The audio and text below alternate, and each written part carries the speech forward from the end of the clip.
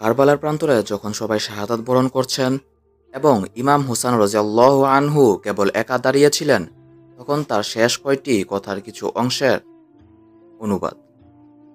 কেন আমাকে হত্যা করতে চাও?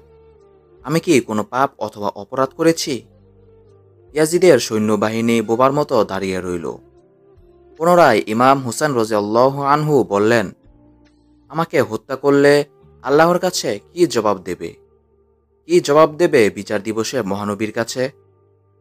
ইয়াজিদের সৈন্যবাহিনী পাথরের মতো দাঁড়িয়ে আছে। আবার ইমাম হুসান রাদিয়াল্লাহু আনহু বললেন, আমাদের সাহায্য করার মতো কি তোমাদের মাঝে একজনও নেই? তারপরের আহ্বানটি সাংঘাতিক, মারাত্মক। ঐতিহাসিকদের মতে এটাই ইমাম হুসান রাদিয়াল্লাহু আনহুর শেষ আহ্বান ছিল। আমার কথা কি শুনতে পাও না? তোমাদের মাঝে কি মাত্র একটি মুসলমানও নেই? কেউই এই পবিত্র আত্মার কথার কোনো জবাব দিতে পারল না। সমস্ত কারবালা নীরব, নিস্তব্ধ হয়ে গেল।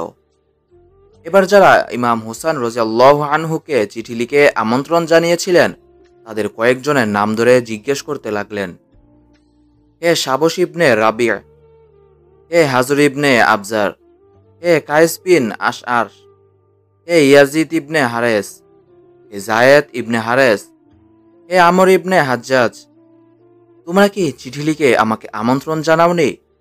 তোমরা কি আমাকে কুফায় আসার জন্য বারবার চিঠি লিখে অনুরোধ করনি?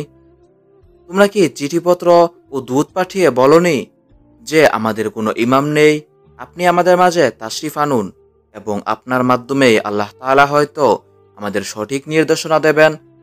তোমরা এও লিখেছিলে যে যাদের অধিকার না থাকা সত্ত্বেও ক্ষমতা দাবি করে এবং অন্যায় আচরণ করে, তাদের চাইতে ইসলামী শাসন পরিচালনার ক্ষেত্রে আহলে বায়াতি অধিক যোগ্য।